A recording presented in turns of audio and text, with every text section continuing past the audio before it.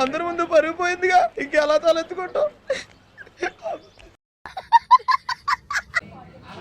నాకే పెద్ద బొక్కెట్టారు గాయస్, చాలా పెద్ద బొక్కెట్టారు గాయస్.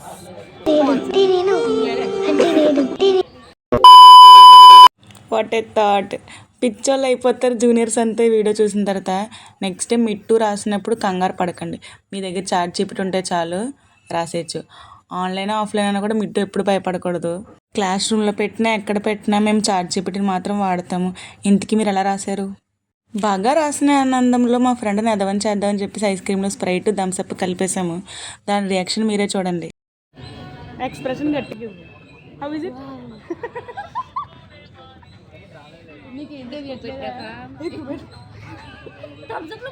వీళ్ళందరినీ చూసాక ఎవర్రా మీరంతా ఇలా ఉన్నారు?